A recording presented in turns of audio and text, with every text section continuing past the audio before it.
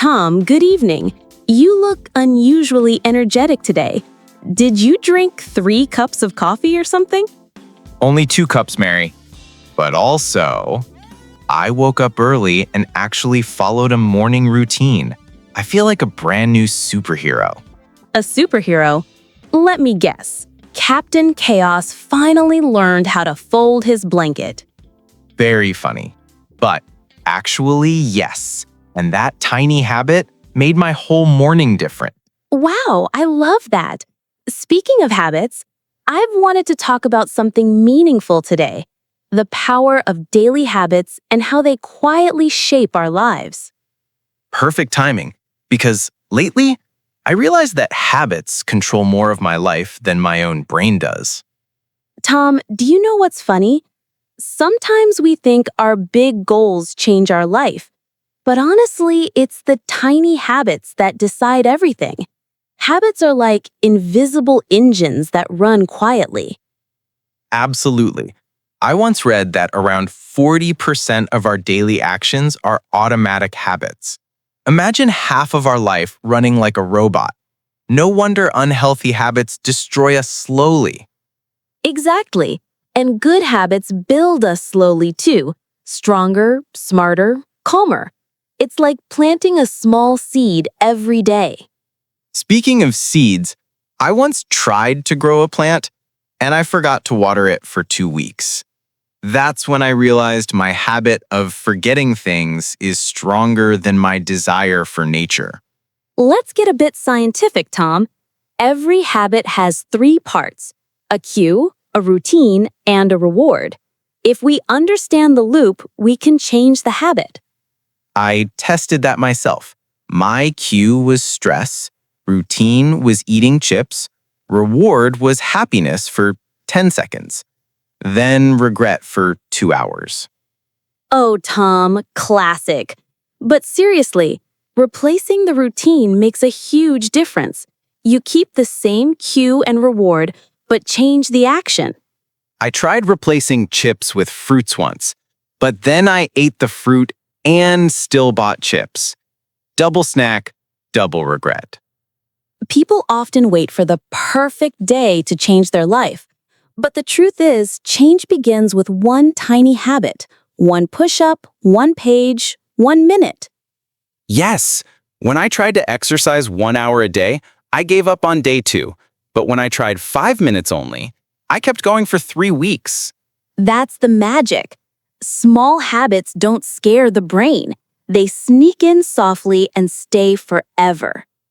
Just like how 1 cookie sneaks into my mouth, then 5 more suddenly follow. Habits are sneaky indeed. Another powerful idea is identity-based habits. Instead of saying, I want to read, you say, I am a reader. The identity makes the habit stronger. Interesting. So instead of saying, I want to exercise, I should say, I am an athlete, even though the only thing I run after is the last piece of pizza. But see, identity shapes behavior. If you believe it, your actions follow. True. When I started telling people I'm becoming a disciplined person, I felt embarrassed when I tried to procrastinate. To build good habits, you need clarity. Same place, same time, same small action. Consistency beats motivation every time. I proved that. My read 2 pages before bed habit changed my whole evening routine. Now I sleep earlier too. That's awesome. And anchoring habits, attaching a new habit after an existing one, works well too. Yes, I added drink water right after brushing my teeth. Now I start the day hydrated and confused why I didn't do this earlier. Bad habits are harder to break because they give instant reward. But making them inconvenient helps. Remove triggers, increase friction, make the bad habit annoying. I hid my phone in another room while studying. At first, I kept walking to get it, but after 10 trips, I surrendered. And rewrite the reward too. Remind yourself of the long-term benefit. It changes the emotional connection. Right. Every time I avoided junk food for a day, I rewarded myself with sleep. Cheap and effective. People think willpower is everything, but environment is the real boss. If you design your space well, good habits happen naturally. Totally. When I put my book on my pillow, I had to read before sleeping. If I throw junk food out, I can't eat it at midnight. Environment removes decision-making. The easier it is, the more likely it becomes a habit. Maybe I should surround myself with gym equipment, but I'm afraid I'll end up using the dumbbells as door stoppers. Tracking habits is powerful because it shows progress. A simple checkmark makes the brain happy. It's like a mini celebration. I used a habit tracker for 30 days. Seeing consecutive check marks felt like winning a mini Olympics. And having an accountability partner helps too. Someone who encourages you or annoys you into doing it. Yes, you. You text me, "Did you exercise today?" And guilt immediately pushes me off the chair. In the long run, habits become the architecture of your life. Your future depends on what you repeat daily. That's deep, Mary. Even small daily actions compound, like interest in a bank, except this bank gives life improvement instead of money. Exactly. A tiny habit repeated for years becomes a powerful force. Maybe that's why successful people swear by routines. They've automated greatness. Tom, imagine if you kept your good habits for a full year. You'd become unstoppable. Honestly, even 6 months would shock my friends. They'd probably think I downloaded a new version of myself. You already improved a lot. Remember the old Tom, the king of procrastination? Please don't remind me. That version of me would delay breathing if possible. But see, habits changed you little by little. And they gave me something I didn't expect: confidence.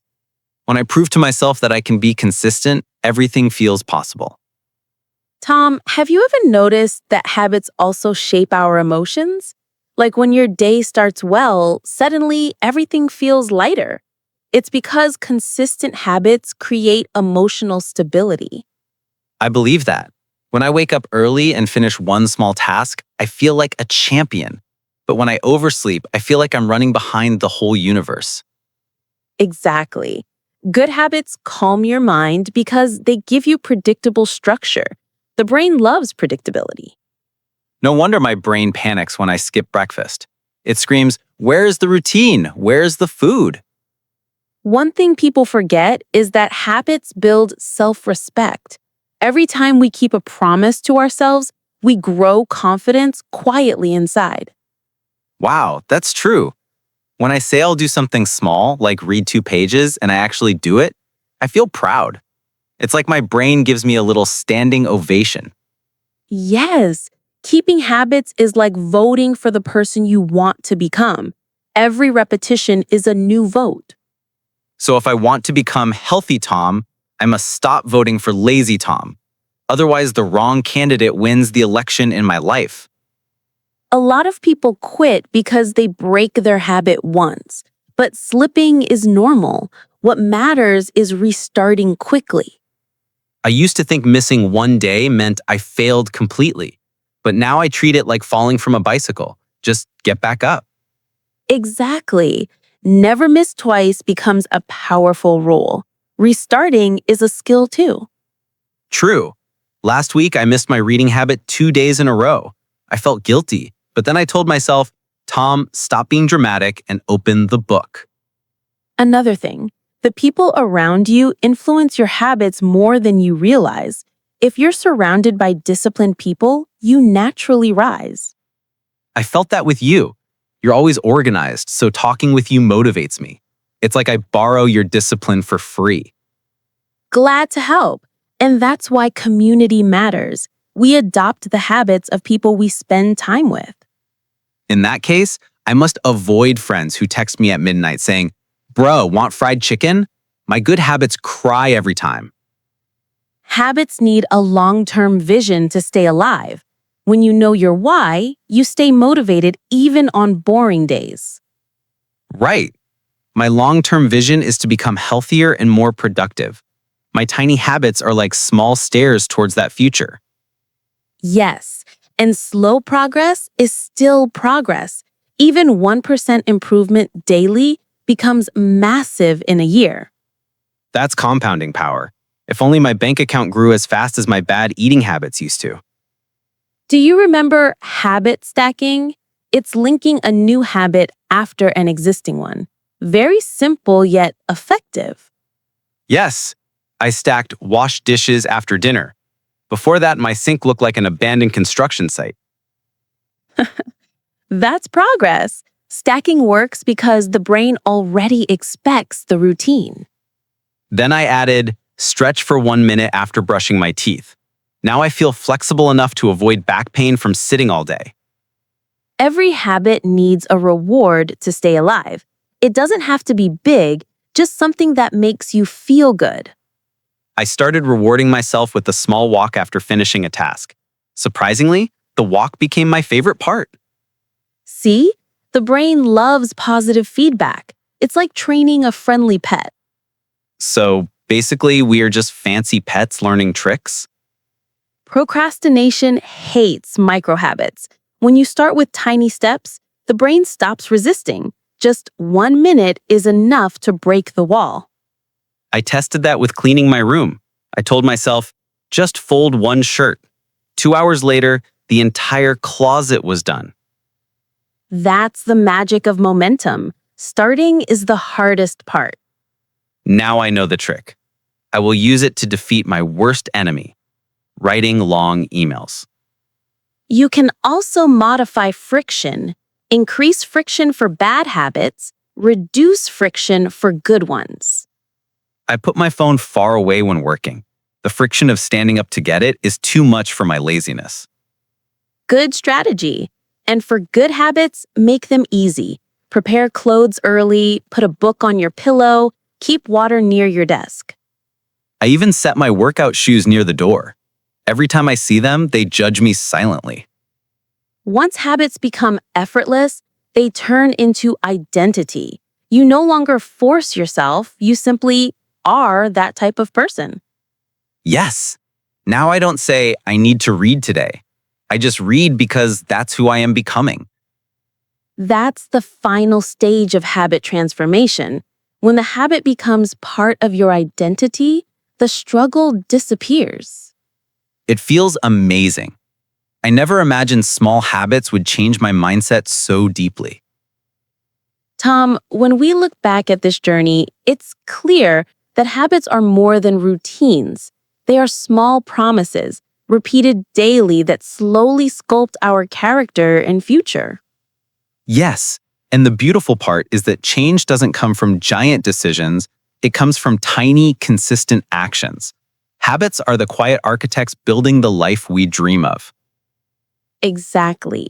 And no matter how many times we fall, we can always restart. The power is always in our hands, one step at a time. Thank you, Mary. This conversation didn't just teach me about habits, it inspired me to commit to them.